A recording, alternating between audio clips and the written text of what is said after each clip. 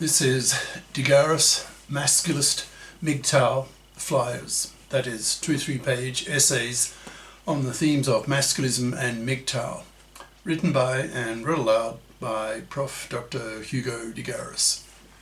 This is flyer number 704, entitled The Forceful Masculisting of Politicians.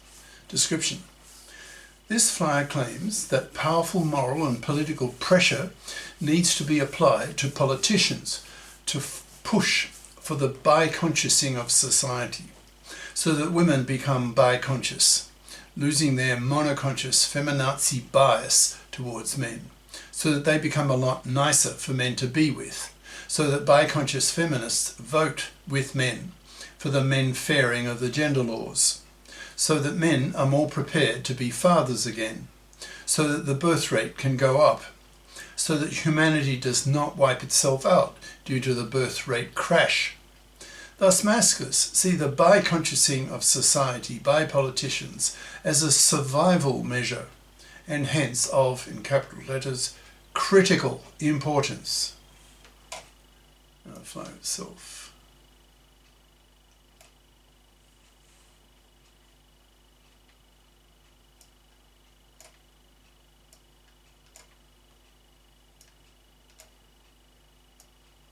Can't move it.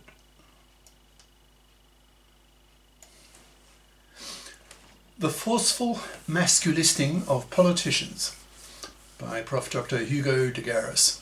Email profhugodegaris@yahoo.com. Website profhugodegaris.wordpress.com. This flyer argues that powerful moral pressure needs to be applied to politicians to make society biconscious, to counter the crash in the birth rate. This conclusion is based on a chain of reasoning that goes as follows. In today's world, at least in the US, 2/3 of young men between 18 and 30, capital letters, don't even date young women, who are seen by young men as being, quote, undateable due to being, quote, too poisoned by feminism. Feminism is almost totally monoconscious. That is, it propagates the belief that gender oppression is a one-way street, that men are the oppressors and women are the oppressed, brackets, for example, rape, domestic violence, sexual harassment, patriarchy, misogyny, etc.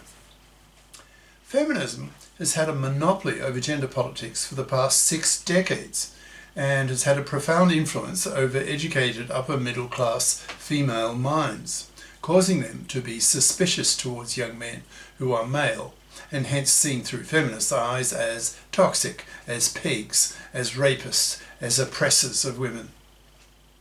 Most feminists today know nothing of masculism, so by definition are what the masculists call monoconscious. That is, the only gender politics they have heard of all their lives is feminist. Feminism teaches women and society nothing, capital letters, about how women oppress men. Such thinking is not even on feminists' radar. Since feminist arguments are largely valid, brackets, for example, if I were an upper middle class, university-trained woman, I would be a feminist, since what the feminists are saying makes sense, close brackets. Thousands of books on feminist themes have been written over the past 6 decades, since the rise of the second wave of feminism that got going in the early 60s with the publication of Betty Friedan's book, quote, The Feminine Mystique, which launched the women's lib movement. So, millions of young women feel perfectly justified in being surly towards men because they have been taught by feminism that men are the oppressors of women. Since these millions of young women know nothing, capital letters, about masculism, they are totally unaware of the idea that gender oppression is very much a two-way street. That is, that women oppress men too. And in fact, and brackets, as is clear to anyone who is familiar with masculist ideas, close brackets, that women oppress men worse, capital letters, than vice versa, since many of women's gender crimes against men are horrible, capital letters, and last decades, capital letters. which makes them a lot more serious than the relatively minor ways that men oppress women, as listed above. Young men don't want relationships with misandrist, male-dumping, feminazi cunts and reject them, refusing to have relationships with them, and, in capital letters, not even dating them. From a demographer's point of view, this dating strike by young men is a catastrophe, since by refusing to even date young women, a string of very dire consequences follows, which should be obvious to anyone giving the issue a bit of thought. For example, if young men don't even date young women, then they're not going to marry them, not give them their sperm. So the birth rate plummets. So in time, we wipe ourselves out. Many countries now have a birth rate, in brackets, that is the average number of children that a woman has, close brackets, well below the replacement rate of 2.1 children per woman.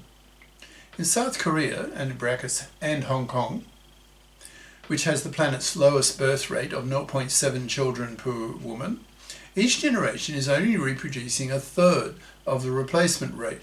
So when doing the math, South Koreans will no longer be with us in a few generations due to them wiping themselves out. A similar story holds for dozens of developed countries around the world. There's a growing awareness, as seen on YouTube docs, that the issue of the birth rate crash is, in capital letters, the most important issue of our age, eclipsing those of global warming, nuclear holocaust, etc. Over the next few years, it's likely that more and more thinkers will be devoting their attention to this dominant of issues, and learning from the Masculists that the ideas of the Masculists have a dominant role to play in this discussion. The aim of this flyer is to convince you of this strong assertion.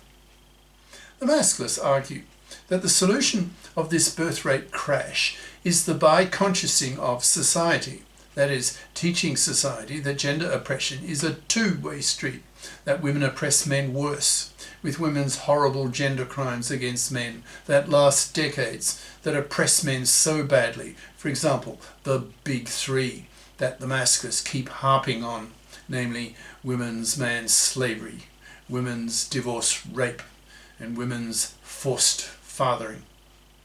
It's the observation of Masculists, in brackets, biconscious Masculists, that is, Masculists who have had both their feminist and their Masculist consciousnesses raised, by definition, close brackets, that monoconscious feminists tend to be rather feminazi bitchy towards men, since they have been taught by feminism that gender oppression is a one-way street. They know nothing about how women oppress men, since they know nothing of Masculist ideas. So their profound gender political bias, believing that gender oppression is a one-way street, goes unchallenged. Consequently, they are misandrous towards young men, which makes them undateable for young men who reject such women as, quote, too poisoned by feminism. A biconscious feminist, on the other hand, has her misandry towards men for the ways that men oppress women cancelled, capital letters, by her misogyny towards women for the ways that women oppress men, since she knows about such female oppression of men due to her knowledge of masculist ideas. She knows about women's manslavery, divorce rate, forced fathering, etc. She sees how much worse women's gender oppression of men is than vice versa.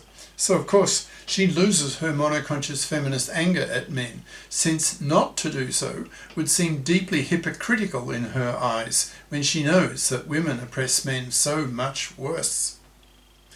So, by losing her monoconscious feminist anger at men, she becomes a lot nicer for men to be with, since she does not behave as do monoconscious feminists, that is, as misandrist, male-dumping, feminazi cunts, whom men almost universally despise and reject.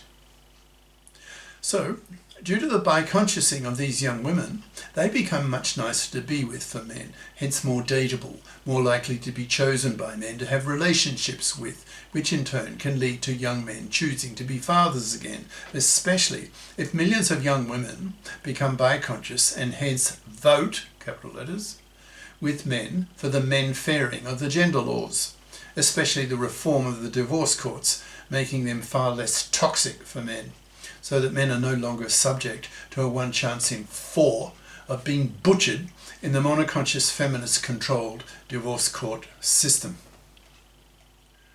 Once the gender laws have been men-faired, brackets, e.g. by the creation of GECs, Gender Equality Committees, in the parliaments, that consist half of female feminist politicians and half of male masculist politicians, so that the gender issues of both sexes are dealt with equally, which is certainly not the case today, when nearly all feminists are monoconscious and hence deeply gender politically biased, brainwashed by feminism that gender oppression is a one-way street, close brackets. Then men will see marriage and paternity as far less toxic than they do today, which is the primary reason why young men, brackets 2/3 of them, reject marriage and paternity. The masculist half of these GECs, will implement the masculist political, in capital letters, program, that is, the biconsciousing of society, by pursuing active measures to spread masculist ideas through society, which is the main theme of this flyer. The legislation of the PARA, that's paternity rejection right, and the OPTAB, OPTAB, obligatory paternity testing at birth of all births, to block women's awful gender crime of paternity fraud, in brackets, where the woman claims that the kid growing in her is her man's, when in fact it is some other man's, close brackets. The creation of a FIP society, the reform of the divorce courts, to systematically remove legal and social discriminations against men, etc. GECs are needed to make society biconscious, otherwise we wipe ourselves out due to the birth rate crash. Masculists, biconscious masculists, need to educate society to a much greater extent than exists today on masculist ideas, so that powerful moral and political pressure can be put on politicians to educate themselves into masculist ideas, so that they become biconscious, so that they see that the dominant, brackets, though not the only, close brackets, cause of the birth rate crash is feminist monoconsciousness, making feminists indirect genociders, that is, largely responsible for the birth rate crash, hence wiping out the population of the whole planet, that is, genocide.